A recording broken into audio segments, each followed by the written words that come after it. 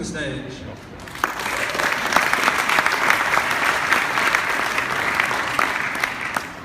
Welcome, everybody.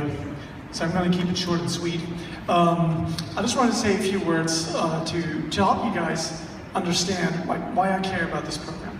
And the reason is pretty simple. While I work for Citrix, I'm in a very similar position than many of you who considered participating in this program back when we started it.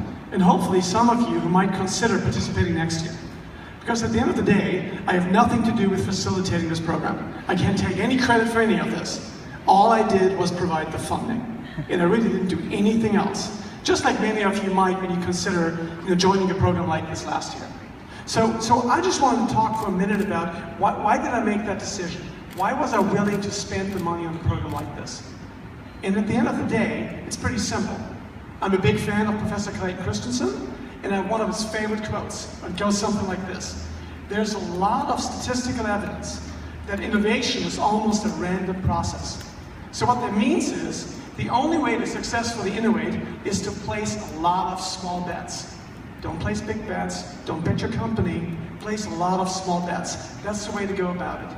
And the Innovators program is an awesome way to place a few small bets and to do it in the right way, because you got the guidance of the Accelerator team. It's a really good way to go about it.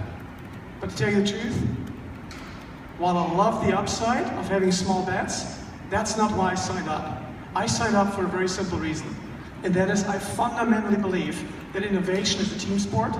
It's not a job title, it's everybody's job, every day of the week, okay? So it comes down to training people how to innovate, how to go about it, how to do market validation, and those people become the trainers and spread the knowledge throughout the organization.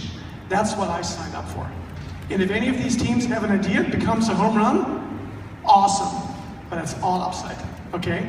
I'll take it if I get it, don't get me wrong, but that's not what I signed up for. Now, that sounds pretty easy, right? And you might be thinking, wow, that sounds great, but, right?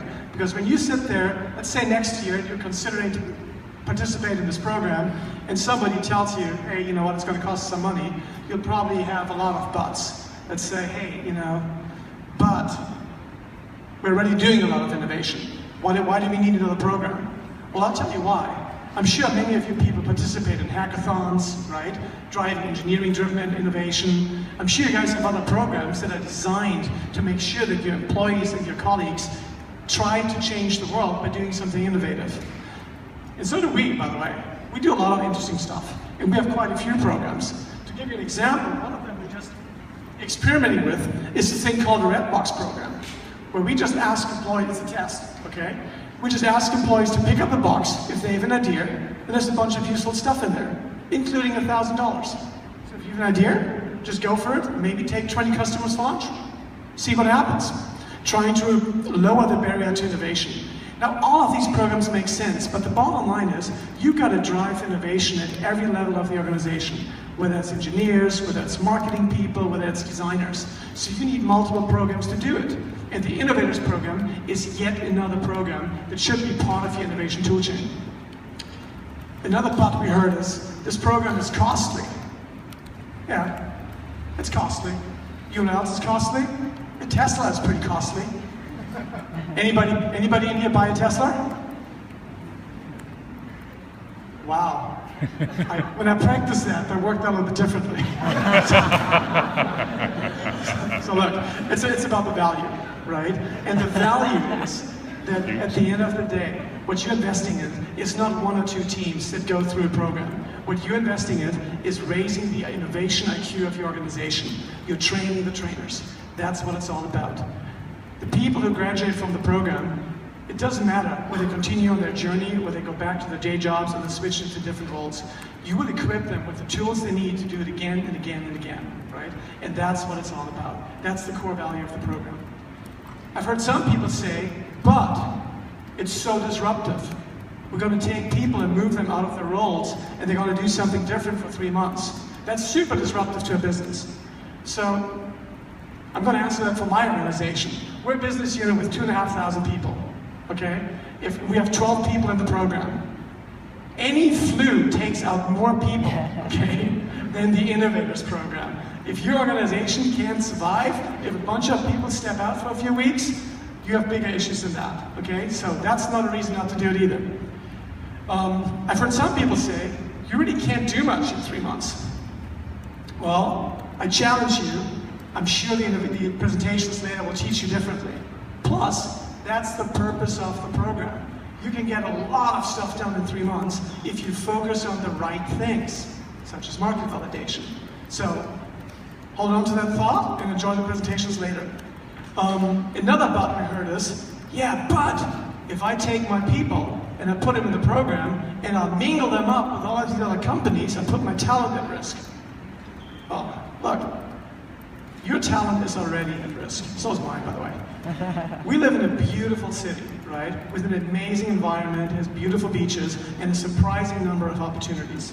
We got everything here from public companies like ourselves, AppFolio, QED. We got well-established private companies like Sonos, and we got awesome startups like Right Signature, which we just acquired, Cielo 24, and many others, okay? Your talent has more choices than you probably realize. And the best thing you can do about it is to make sure you create a culture of innovation and give people the opportunities to innovate and change the world. It's a great way to retain talent. And lastly, I've heard some people say, well, it's called the Citrix program, right? It's all about Citrix. So John, if I have one wish for next year, let's call it the Santa Barbara program.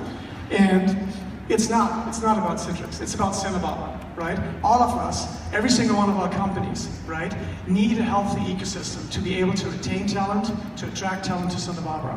Nobody's going to move 2 kids and a dog from the other side of the country if there's not multiple opportunities. So we're highly dependent on each other, so this is truly a Santa Barbara program. Citrix might be facilitating it this time around, but ideally, I'd love more community participation in this program. It will only get better. So with all of that said, as the program concludes today, the one question I ask myself is, how do I know that this was worth it? How do I know that it was a good move to participate in the program, right? For my people, because it is costly. And the short answer is, I can't tell today, okay? And the reason is, I really won't be able to tell until 3 years from now, maybe 2 years.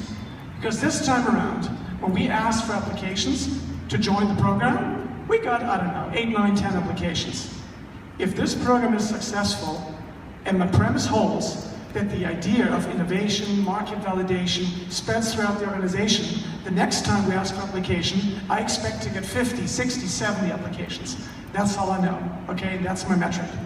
Now, for the purposes of today though, and as I'm looking at all these teams and the work they've done, the best metric I can offer is this one. Did any one of these teams really freak me out in the process?